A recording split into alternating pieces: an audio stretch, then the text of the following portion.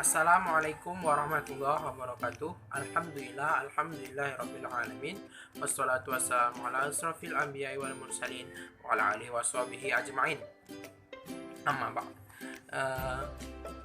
Yang pertama, mari kita ucapkan syukur kita kehadiran Allah Subhanahu wa taala yang telah memberikan kita nikmat sehingga kita dapat mendengarkan serta menambah ilmu tentang sistem reproduksi pada pria.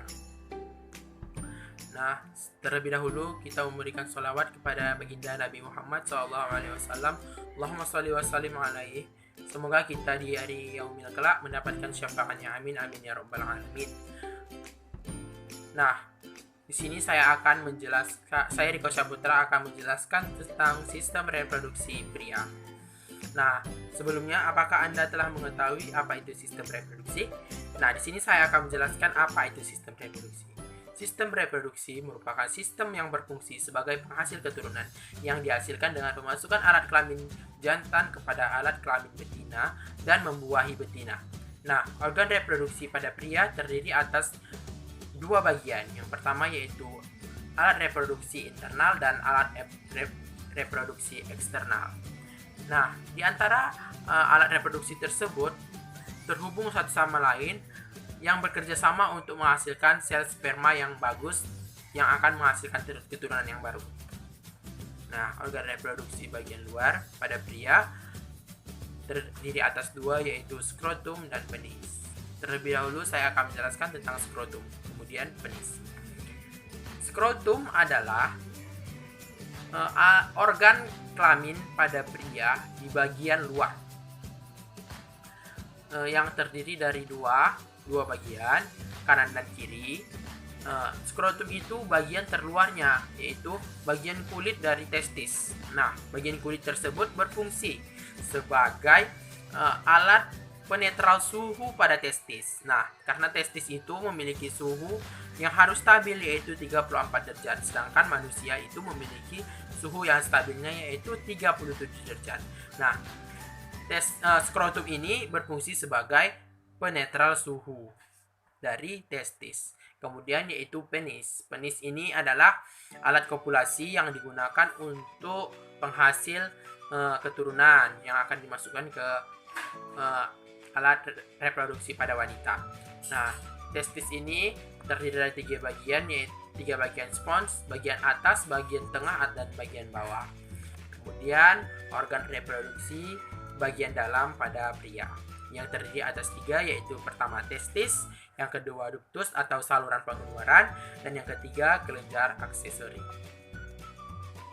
Pertama yaitu testis.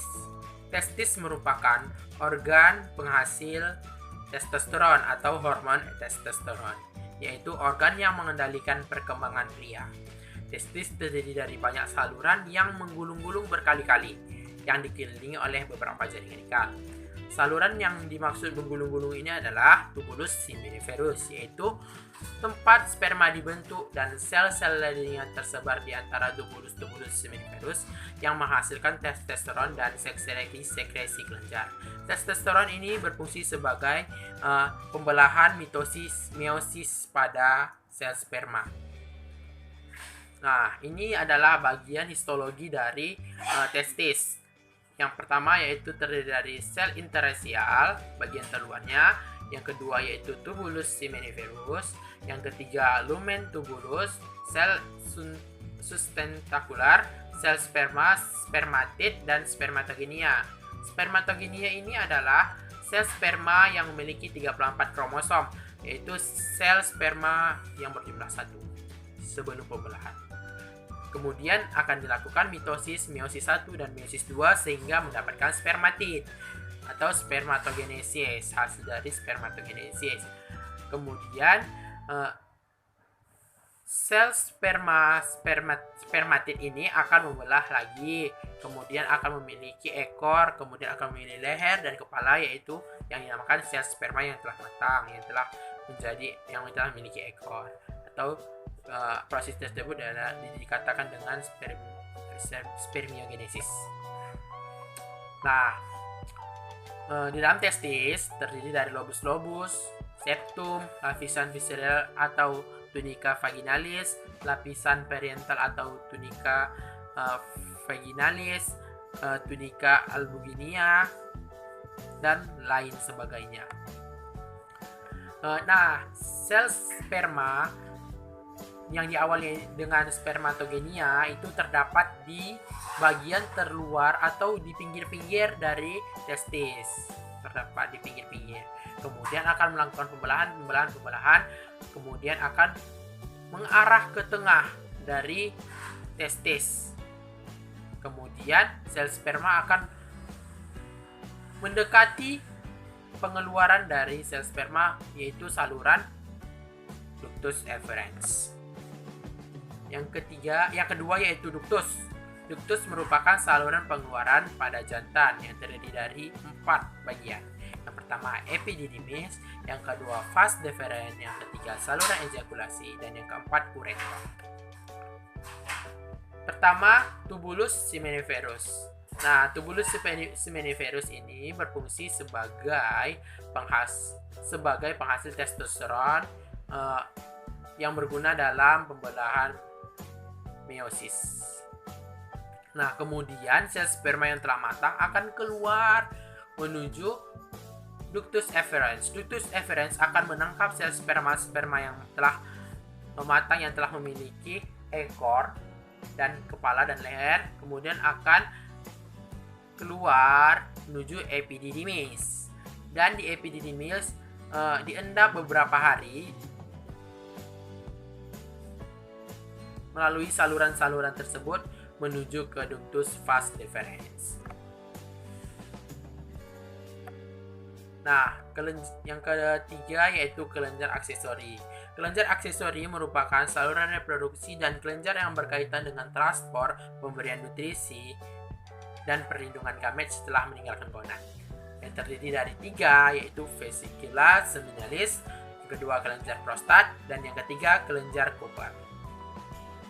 Nah, vesicula seminalis atau kandung semen ini berfungsi sebagai tempat akhir dari sel sperma yang telah matang, yang melalui dari skrotum, yang melalui dari testis, epididymis, vas deferens, dan saluran tersebut akan mengalur ke vesicula seminalis, yaitu tempat akhir dari pematangan dari sel sperma yang telah memiliki kepala, ekor, dan leher.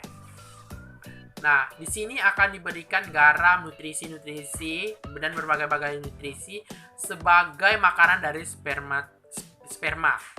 Yang kedua yaitu saluran ejakulasi. Saluran ejakulasi sama juga memberikan nutrisi terhadap sel sperma untuk pematangan sperma. Yang kedua yaitu gland prostat atau kelenjar prostat. Kelenjar prostat ini memberikan pelumas pada sel sperma yang telah matang yang akan dikeluarkan ke uretra dan lubang penis. Yang keempat yaitu kelenjar bulboretral atau kelenjar Cooper. Kelenjar Cooper ini berfungsi sebagai pembersih dari urin-urin yang memiliki zat kimia dan bakteri-bakteri, karena sel sperma itu harus bersih dari bakteri dan zat-zat kimia. Kemudian akan dikeluarkan menuju uretra dan dikeluarkan menuju lubang dari testis, dari penis. Selanjutnya saya akan menjelaskan tentang pembelahan spermatogenesis dan spermiogenesis. Di gambar telah dijelaskan dan telah jelas ya. Di gambar itu telah terjadi mitosis, meiosis pertama, meiosis kedua, spermiogenesis. Nah, saya akan menjelaskan pembelahan pertama yang terdiri dari sel sperma 46 kromosom, yaitu pembelahannya yaitu pembelahan mitosis yang menjadi 2. Nah, kemudian membelah lagi menjadi pembelahan meiosis pertama, yaitu pembelahan kedua dari sperma yang awal tadi, pembelahan mitosis. Selanjutnya ke pembelahan meiosis pertama yang berjumlah 23 kromosom. Kemudian akan membelah lagi menjadi meiosis kedua dan menjadi dua bagian yang terdiri dari 23 kromosom. Kemudian pada saat ini terjadi spermiogenesis, yaitu pematangan sel sperma yang memiliki kepala, leher, dan ekor. Mungkin hanya itu yang dapat saya sampaikan. Lebih kurang harap maafkan. Semoga bermanfaat kepada penonton. Terima kasih. Wassalamualaikum warahmatullahi wabarakatuh.